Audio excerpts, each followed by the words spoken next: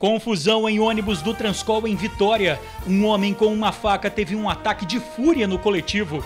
Ele teria ameaçado os passageiros e quebrou o vidro do ônibus. A tempestade que atingiu o estado, muitos capixabas ficaram assustados. Foram mais de 7.000 raios. Em Vitória, a enxurrada destruiu parte de uma casa. Em Vila Velha, parte do teto de um shopping desabou. Filha da jovem enforcada com fio de celular em Vila Velha passa por exames no DML. Há suspeitas de que a criança teria sido agredida no dia do crime. O carro usado pelo suspeito foi encontrado na casa de um bombeiro.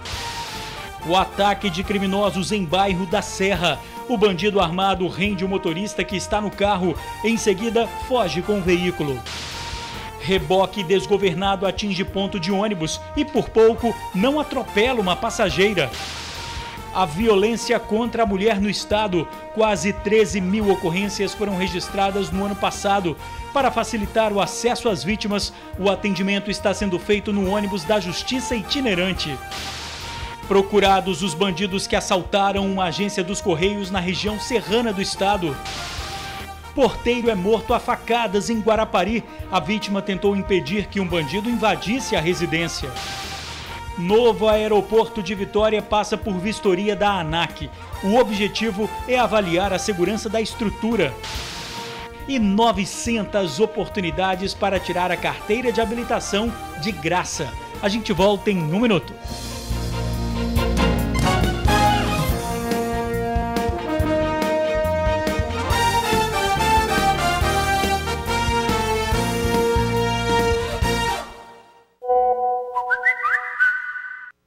Olá, boa noite. A tempestade de raios que atingiu a Grande Vitória. Foram mais de 7.000. Em muitos lugares, a chuva também causou estragos. Em Vitória, a enxurrada destruiu parte de uma casa e a previsão é de chuva para os próximos dias. Veja na reportagem de Luciana Light. Em questão de segundos, quase tudo que Geisiane construiu foi destruído pela chuva. A casa no bairro Mário Cipreste, em Vitória, foi invadida pela água que veio do terreno vizinho. Geisiane estava no local com o filho de 3 anos e a avó.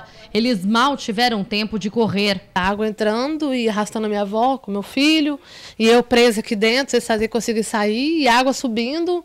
E aquele sei lá, não foi mais, não sei nem explicar, porque foi um pânico assim absurdo. Os móveis dos quartos, eletrodomésticos, roupas, sapatos, comida, tudo que havia ali foi perdido. Para ela, uma tragédia anunciada. O problema envolvendo esse muro aqui já é muito antigo. Em uma chuva do ano passado, um pedaço lá na frente do terreno já havia caído. Desde então, toda a chuva que acabava caindo aqui em Vitória acumulava água no terreno e vazava lá pela frente. Esse problema acabou caindo na normalidade e nem assustava mais os moradores. Só que ontem, quando a chuva engrossou por volta de 9h30, 10 horas, o que restou da estrutura do muro não suportou. Ele cedeu e toda a água acumulada veio de uma vez. Essas pedras, toda essa sujeira que está aqui no quintal não existia. Tudo veio com a água da chuva, com o que saiu ali do terreno. Agora o que chama a atenção foi a força disso. Esse banco de carro aqui, ó, não estava aqui na casa. Ele veio junto com a água lá de dentro do terreno.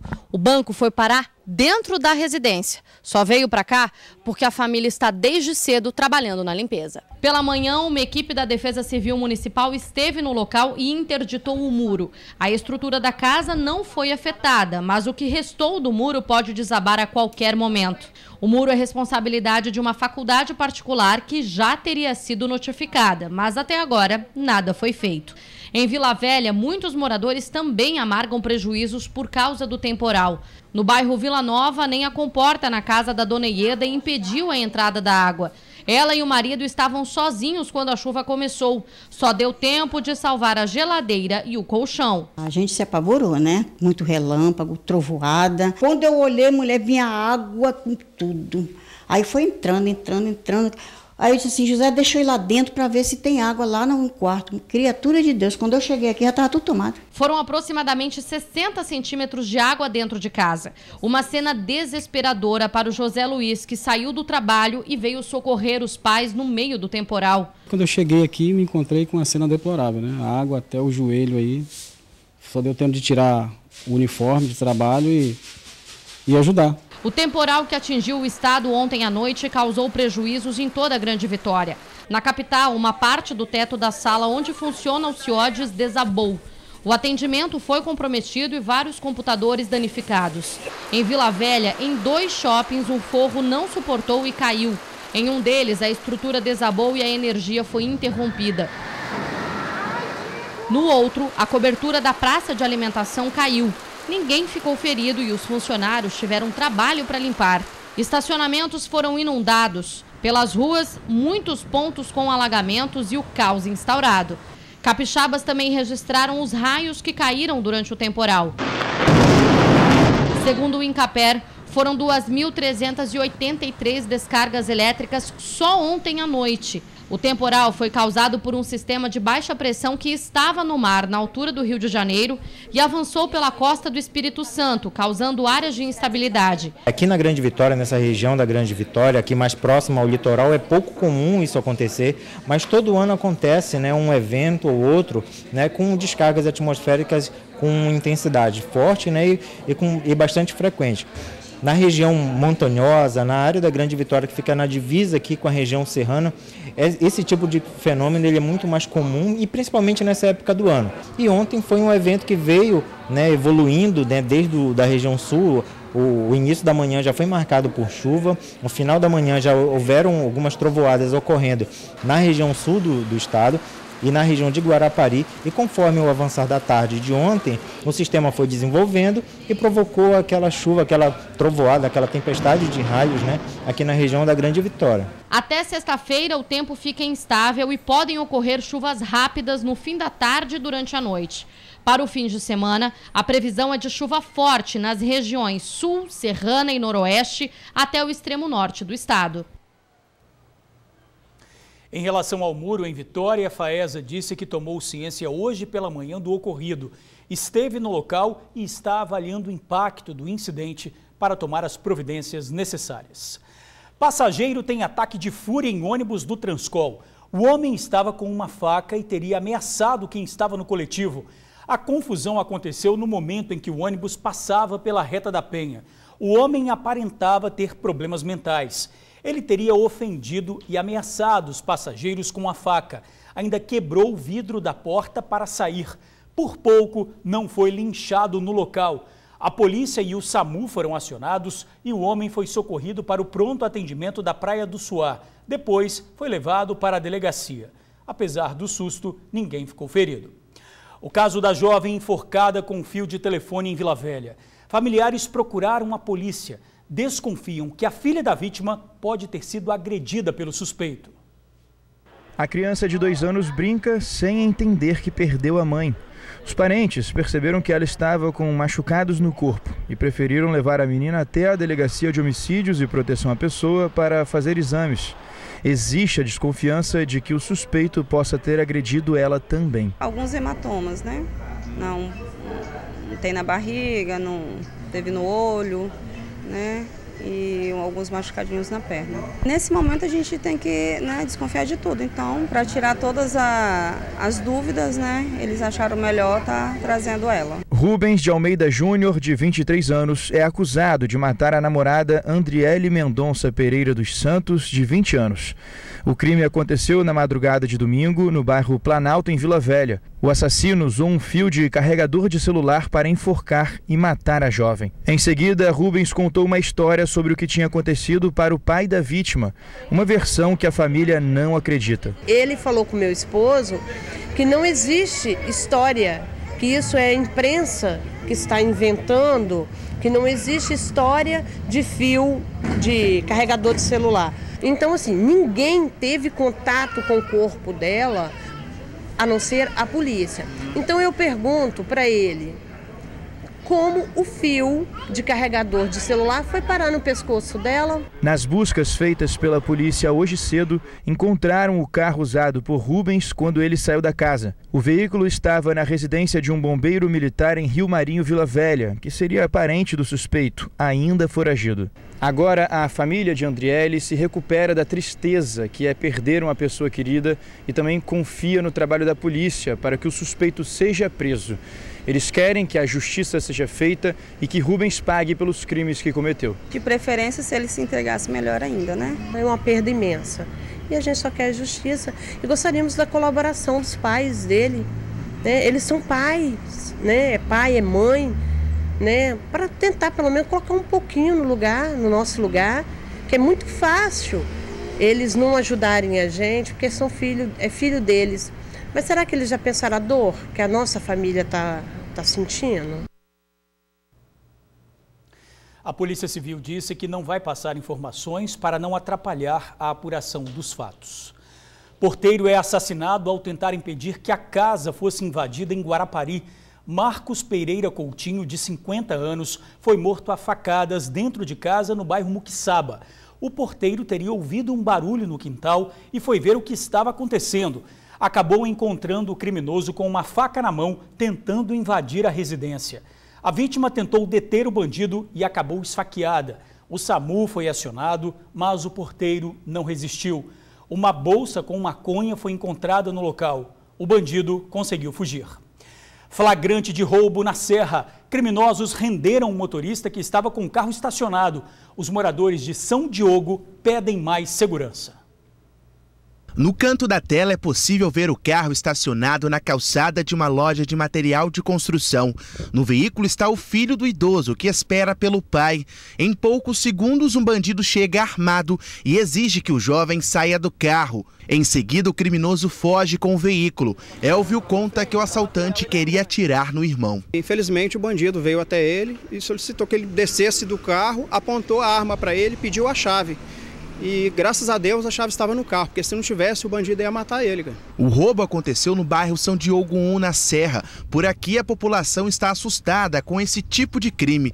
Isso sem falar nos arrastões, que tem aumentado ainda mais o clima de medo. Infelizmente, aqui o que acontece?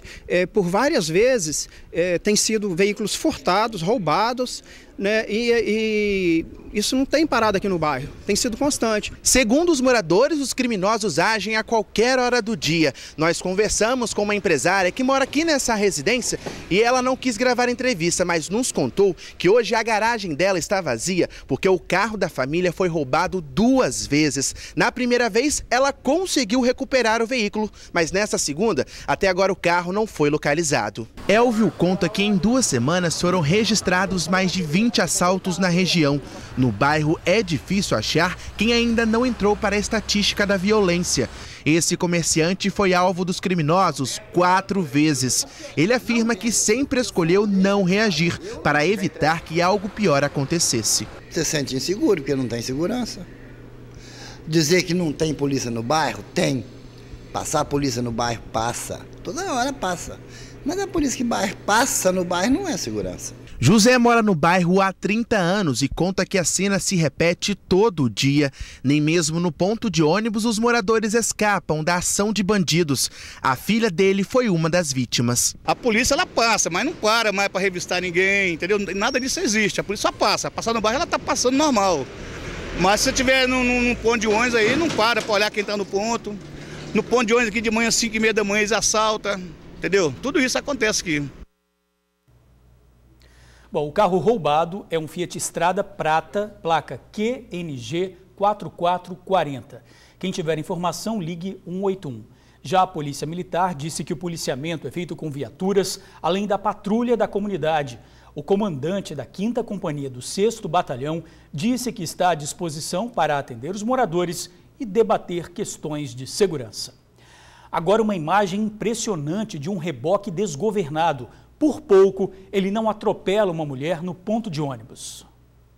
O veículo segue na rodovia S010 quando o reboque se desprende, invade a contramão e avança no ponto de ônibus. Desesperada, a mulher corre para o meio da rodovia, em Chácara Parreiral. Veja que ela atravessa sem olhar se vinham outros veículos. Sorte em dobro, né não? Essa pode dizer que nasceu de novo. Se livrou de ser atropelada pelo menos 2 vezes.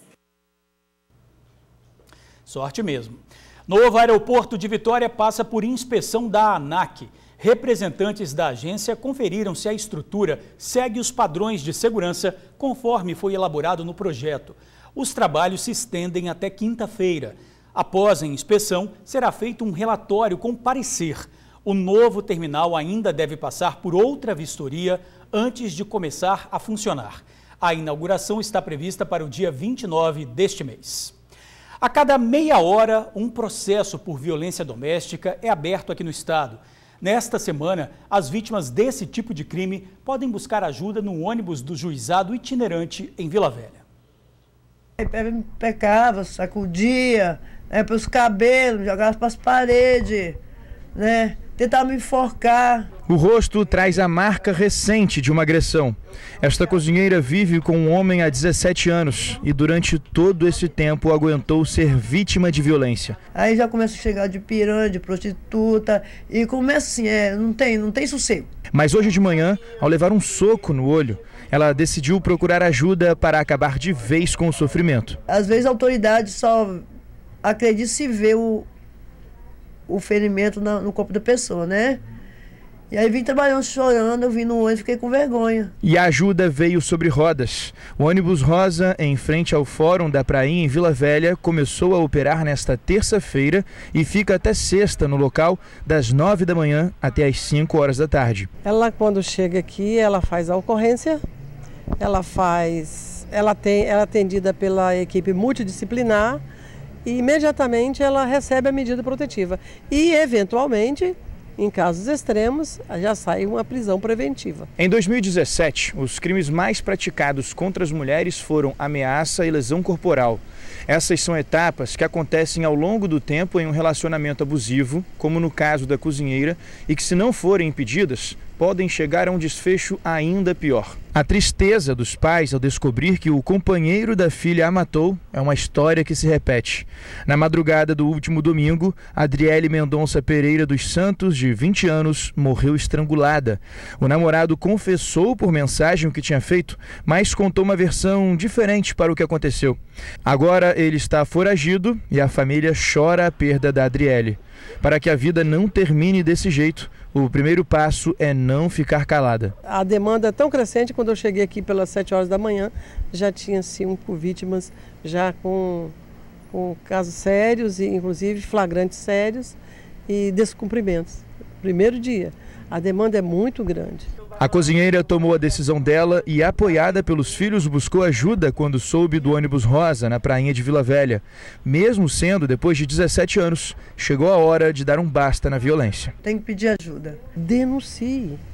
Se ela não quer denunciar, que algum vizinho, que alguma pessoa que conhece o fato, denuncie. Qualquer pessoa pode denunciar. Mas o silêncio é a razão, é a causa de muitas mortes. O ônibus fica até sexta-feira em frente ao Fórum da Prainha, em Vila Velha. O atendimento é feito das 9 da manhã às 5 da tarde. Oportunidade de tirar a carteira de habilitação de graça. Um programa do governo do estado oferece 9.000 vagas para quem recebe até 2 salários mínimos. O lançamento do programa CNH Social do Detran foi feito pelo diretor-geral do órgão. Participaram do evento também várias secretarias do governo e o governador Paulo Artung assinou o documento que viabiliza o programa. A ideia é facilitar o acesso ao documento de habilitação de forma gratuita. Isso é muito importante, porque isso é uma portazinha de oportunidade para muitos dos nossos irmãos e irmãs pobres, carentes, que perderam o seu emprego durante essa crise avassaladora que o país entrou nela, É uma oportunidade e é uma oportunidade de reinserção no mercado de trabalho, melhorando a renda de famílias que durante essa crise perderam renda. O programa está focado na primeira habilitação, 75% das vagas estão destinadas à primeira oportunidade, ou seja, à primeira habilitação. 10% das vagas estão focadas para adição de categoria A ou B. E existe a mudança de categoria nas categorias C, D e E, onde está previsto 15% das vagas. No total, a expectativa é de que 9.000 pessoas sejam beneficiadas. O programa foi dividido em 3 etapas. Nessa primeira fase, serão ofertadas 3.000 vagas. As inscrições para essa primeira fase poderão ser feitas a partir desta quarta-feira. Outras 6.000 vagas vão ser oferecidas em 2 novas fases do programa ao longo do ano.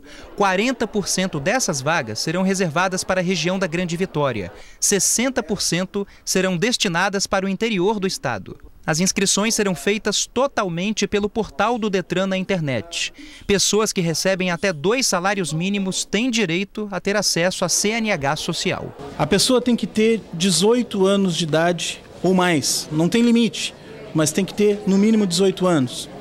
E também tem que estar inscrita no CAD Único, que é o Cadastro Único de Programas Sociais do Governo Federal. Eu estou muito feliz da gente ter conseguido estruturar esse programa. Dinheiro que faz o programa é dinheiro do cidadão, é dinheiro público, acessa ao programa pela internet de maneira absolutamente impessoal, como devem ser as políticas públicas modernas no nosso país.